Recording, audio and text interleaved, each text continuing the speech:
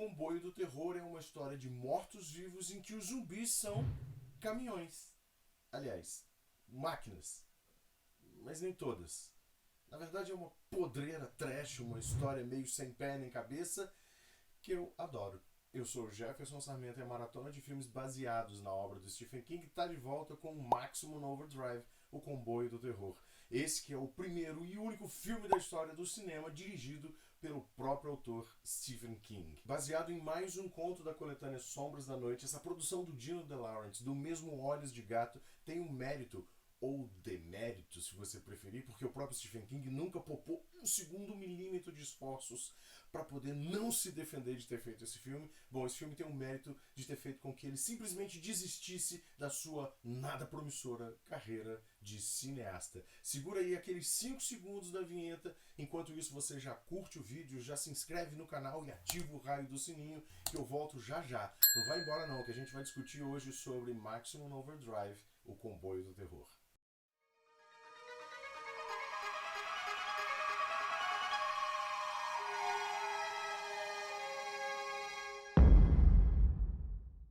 Vamos começar a nossa conversa aqui pelo conto. Trucks foi publicado originalmente em 1973, portanto a gente está falando de uma época em que o Stephen King não tinha grana nem para ter um telefone em casa. A gente está falando de um período antes de ele receber aquele adiantamento de $2.500 da editora Doubleday para finalmente publicar Carrie a Estranha. Trucks é uma história curta, do tamanho, por exemplo, de um conto do Edgar Allan Poe, em que um grupo de pessoas se refugia numa lanchonete de posto de gasolina, numa parada de caminhões de beira de estrada, enquanto ali fora no pátio, algumas carretas, caminhões, caminhonetes, um trator, eles ganham vida inexplicavelmente, sozinhos, e cercam o lugar como se fossem animais selvagens cercando uma presa. A história, na verdade, é só isso mesmo. Ela parece até uma história em quadrinhos dos contos da cripta, com direito até aquele tipo de final infeliz, aquele final em que os personagens encaram um destino fatídico do qual eles não têm como fugir jamais. Eles vão ter que viver e enfrentar aquilo pro resto da vida, pro resto da existência. O Stephen King escreveu o roteiro de Trucks para o Dino De Laurentiis e não tinha a mínima pretensão ou intenção de dirigir esse filme. Só que por insistência do próprio produtor, o Stephen King acabou aceitando o cargo, com a seguinte ressalva: se por um acaso as coisas desandassem, o produtor tinha todo o direito de tirar o escritor da cadeira de direção.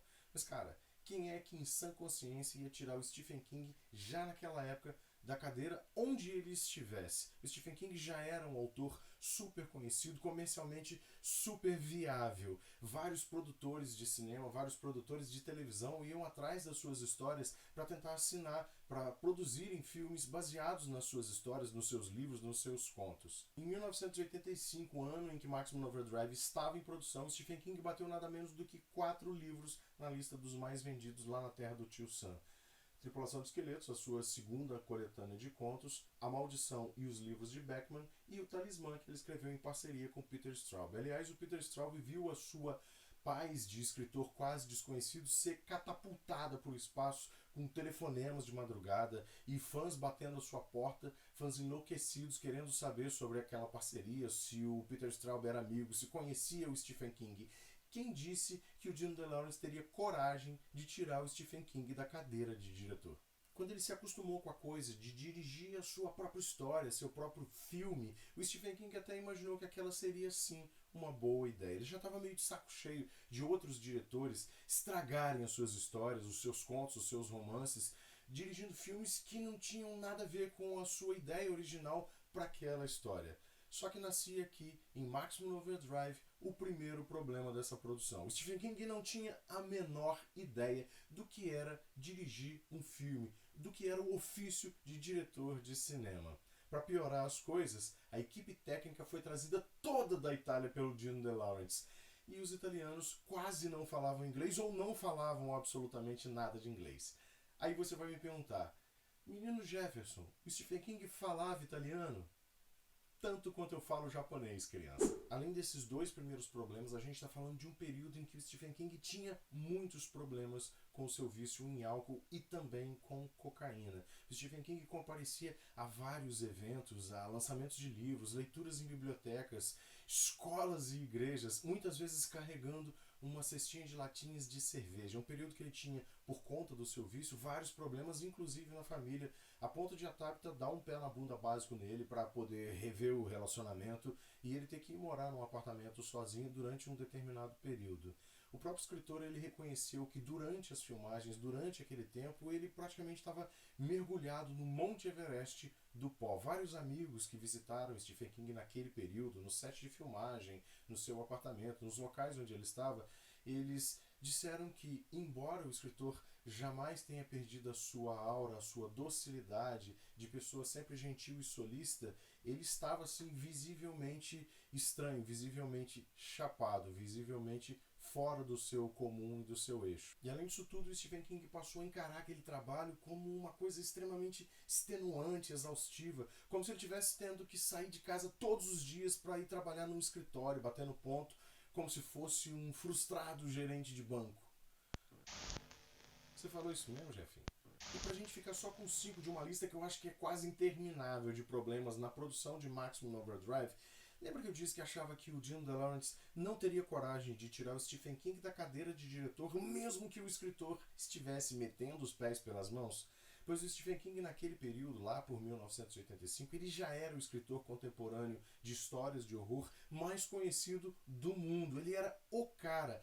Ele tinha aquela aura de celebridade, aquela notoriedade de celebridade que é boa no que faz, que arrebanhava o público e atraía dinheiro. Essa mesma noção de que o Stephen King era esse ser, esse cidadão acima de todos os outros, fazia com que os colaboradores da produção, as pessoas que estavam em volta dele, não quisessem se meter no que ele estava fazendo. Ninguém avisou para ele, cara, Steve, as coisas não são bem assim, você tá metendo sim os pés pelas mãos, cara, você tá errando aqui, cara, você tem que parar, não é por esse caminho. Ninguém absolutamente disse nada. O que nos leva ao filme propriamente dito, a Maximum Overdrive, que extrapola a história original do conto Trucks, que é uma história bem pequenininha mesmo, bem curtinha, não tem grandes consequências, não apresenta grandes explicações. No filme, sim, a gente tem um fiapo de explicação capenga para a revolta das máquinas. Ela seria uma espécie de preparação para uma invasão alienígena disparada por uma nuvem cósmica na estratosfera, no rastro de um cometa que está passando pelo planeta Terra. No filme não são só os caminhões e os tratores que parecem possuídos pelo cramulhão do espaço sideral. Outras máquinas também são, como facas elétricas,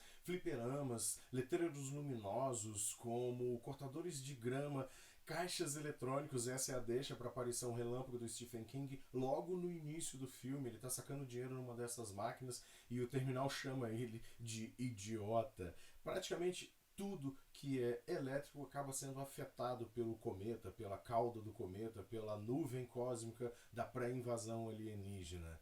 E aí é que começam nossos problemas, porque nem todas as máquinas são realmente afetadas. Os carros de passeio, por exemplo, continuam sendo usados por seus donos sem absolutamente interferência nenhuma.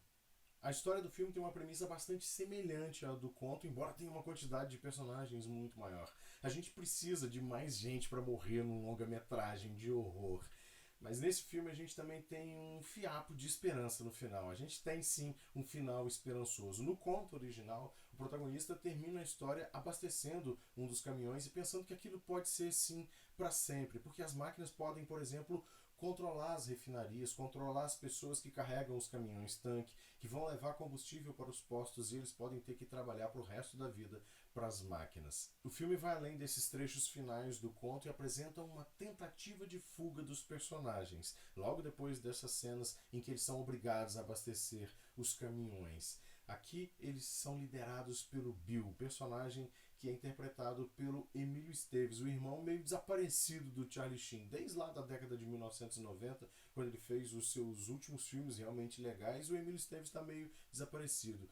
Os dois últimos que eu me lembro deles são Free Jack, que é uma ficção científica bacaninha, em que o vilão da história, o vilão do filme é o Mick Jagger, vocalista dos Rolling Stones, e o outro filme é Missão Quase Impossível, que é uma paródia dos filmes do Mel Gibson, de Máquina Mortífera, e de todos os filmes de ação meio descerebrados lá da década de 1980. O Emílio Esteves tem trabalhado sim em pontinhas de filmes, dublando personagens de desenhos animados, em séries e filmes de televisão pouquíssimo conhecidos por aqui, e está trabalhando num filme que ninguém imaginou ser possível, a sequência de Young Guns, a terceira parte de Young Guns, sequência de Jovem Demais para Morrer e Jovens Pistoleiros, que foi um faroeste bastante moderninho, bastante bacana, lá do final dos anos 1980, com jovens astros daquele momento, como o Kiefer Sutherland, o Jack Bauer, com o próprio Charlie Sheen, irmão do Emílio Esteves, num momento em que ele era uma promessa de astro de filmes de ação, do futuro astro de filmes de ação, do Lou Diamond Phillips, do filme La Bamba.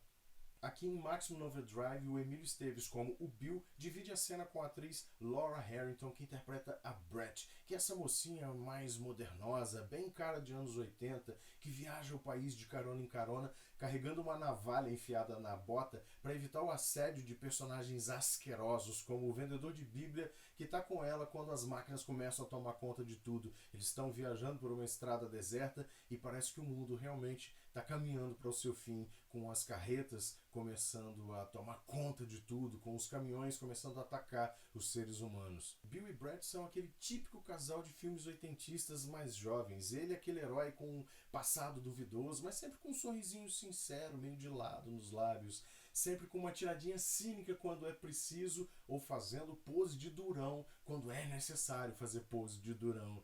Ela, de vez em quando, fazendo uma pose também levemente, casualmente sensual, de vez em quando abrindo os lábios, entreabrindo os lábios, nas cenas em que ela tem que apresentar aquele ar mais preocupado, aquele olhar distante, mas também com uma frase cínica ou uma frase bastante clichê na ponta da língua, vira e mexe durante o filme. O que eu disse pra você é que eu gosto desse filme, mas antes de eu te explicar por quê, vamos piorar um pouquinho as coisas. A quantidade de erros de gravação, de continuidade, de escorregadas de produção, parece um festival de cacetadas do Faustão em Maximum Overdrive.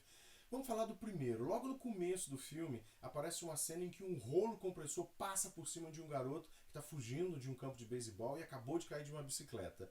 Nessa cena, quando o rolo compressor está se aproximando do menino, ele levanta os braços como se ele conseguisse se proteger desse jeito de um rolo compressor passando por cima dele. Na tomada seguinte, por outro ângulo, aparece o moleque embaixo do rolo compressor, só que ele está com os braços para baixo. Ninguém avisou para o manequim que foi usado nessa cena que ele tinha que levantar os braços para tentar se proteger também. Eu demitiria a porcaria do manequim. Nosso segundo erro dessa listinha aqui acontece lá pelo meio do filme, quando a garçonete é morta por esse carrinho com uma metralhadora do exército em cima, e ela está segurando um lançador de foguetes e acidentalmente, enquanto ela toma todos aqueles tiros, ela dispara o lançador de foguetes e o foguete destrói uma carreta que está próxima deles ali. Só que ela tinha acabado de tirar aquele lançador da mão do dono do posto, que já tinha dado um tiro com aquele mesmo lançador. E é um lançador de tiro único, ele só dá um tiro e você precisa recarregar. E ela não recarregou essa porcaria em momento nenhum. Nosso terceiro erro é com aquele personagem que é o motorista da carreta, que é a grande vilã de Maximum Overdrive, aquela que tem uma cara do Duende Verde na frente. Esse cara, ele tá carregando o Bill, o personagem do Emílio Esteves, para dentro da lanchonete numa determinada cena. O Bill acabou de passar horas e horas embaixo do sol, abastecendo todas aquelas carretas, eles estão sendo controlados pelas carretas, e o Bill realmente está muito cansado, ele está realmente muito exausto. O motorista está carregando ele para dentro da lanchonete e, num determinado momento, eles param na frente dessa grande janela da lanchonete, numa vidraça enorme. E se você prestar um pouquinho de atenção, e nem precisa ser tanta atenção assim, você vai ver um guarda-sol gigantesco no reflexo dessa janela, com várias cabecinhas pulando lá atrás. É o pessoal da produção assistindo a atuação dos dois. E pra gente não ficar listando erros e mais erros quase eternamente aqui, vamos pro quarto e último dessa listinha aqui. Bem lá no finalzinho, perto dos créditos finais começarem a subir, o pessoal, os sobreviventes da lanchonete, estão fugindo num veleiro na direção de uma ilha, a ilha de Haven, que é um nome conhecidíssimo para quem conhece as histórias do Stephen King. Bom, eles estão fugindo nesse veleiro e aparece esse personagem que está pilotando o barco. É um cara meio grandalhão, tá usando uma camisa azul com um desses coldres que faz um X nas costas. Esse cara tem um cabelo razoavelmente liso, meio grandinho, usando um mullet ridículo e um bigodinho ridículo também. Esse personagem Na verdade, nunca apareceu na história. Em momento nenhum, em cena nenhuma de Maximum Overdrive, esse cara apareceu. Ele aparece nessa cena. E aí a tomada muda imediatamente e pega o barco de frente. E quem está pilotando o barco nesse momento, quem está pilotando o veleiro, é um dos frentistas do posto, um dos frentistas que consegue sobreviver no final, usando inclusive o macacão do posto. Bom, criança, nessa altura do campeonato você deve estar querendo saber, deve estar querendo me perguntar: Jefferson Sarmento, se o filme tem todos esses problemas que você disse, se o próprio Stephen King, que escreveu e dirigiu esse filme, fala mal dele, não gosta do filme, se os críticos não querem nem assistir essa porcaria desse filme, se fãs do Stephen King consideram um dos piores filmes de uma adaptação já feita de uma história dele, por que é que você, eu no caso, é do contra e gosta de Maximum Overdrive? Eu vou te responder agora, criança. Vai saber. Tem gente que gosta de quiabo. Tem gente que segue político picareta de motocicleta Brasil afora. Por que eu não posso gostar de um filme ruim? E o Stephen King, inclusive, incluiu nessa história, incluiu nesse filme, um personagem que não tem na história original, que é um garotinho de bicicleta. Todo filme de terror que se preze da década de 1980 tem que ter um garotinho de bicicleta, pelo menos. E nesse filme tem, olha, podia ser bem pior, hein? Embora dessa, você vai acabar esbarrando com uma adaptação de 1997 desse mesmo conto, uma adaptação feita para televisão, que é um filme simplesmente inassistível. Sinceramente, até os grandes fãs da sétima arte podreira do cinema, eu entre eles, não tem coragem de assistir duas vezes essa segunda adaptação, esse filme de 1997, que se chama simplesmente Trucks. Se algum dia você esbarrar com essa adaptação, amigo, corre dela. Corre muito, que é um dos piores filmes que eu já vi na minha vida. Assista Maximum Overdrive por sua conta e risco. Eu particularmente gosto desse filme, eu acabo assistindo de novo a cada, sei lá, 5 anos. Tem coisas realmente divertidas em Maximum Overdrive, como por exemplo a trilha sonora do AC/DC, que foi produzida, o álbum Home and Who foi produzido especificamente para Maximum Overdrive a pedido do Stephen King, que é fã de carteirinha da banda australiana. Eu também sou fã do AC/DC. E eu acho que, na verdade, acho que cada fã do Stephen King deveria assistir sim a essa podreira pelo menos uma vez na vida, sob pena de acabar sendo atropelado por uma carreta com a cara do Duende Verde na frente. Aliás, sob risco de morte, de uma morte realmente violenta e estranha como essa, de acabar sendo atropelado por uma carreta assim, eu acho que você já deveria ter curtido esse vídeo. Acho que você já deveria seguir o canal e ativar o sininho aí do canal do Jefferson Sarmento. Eu ouvi dizer que coisas estranhas acontecem com quem ainda não fez isso, com quem ainda não curtiu, com quem ainda não seguiu o canal e não ativou o sininho. Coisas estranhas como facas elétricas que começam a funcionar do nada e acabam cortando o seu braço, ou se você trabalha como frentista em um posto, de repente a mangueira pode soltar óleo diesel preto na sua cara de uma hora para outra. Você pode acabar sendo atropelado por um rolo compressor num campo de beisebol. Que tal isso? Para isso não acontecer, clica aí logo nesse joinha, curte esse vídeo aqui, segue o canal, ativa o sininho que a gente se vê no próximo vídeo.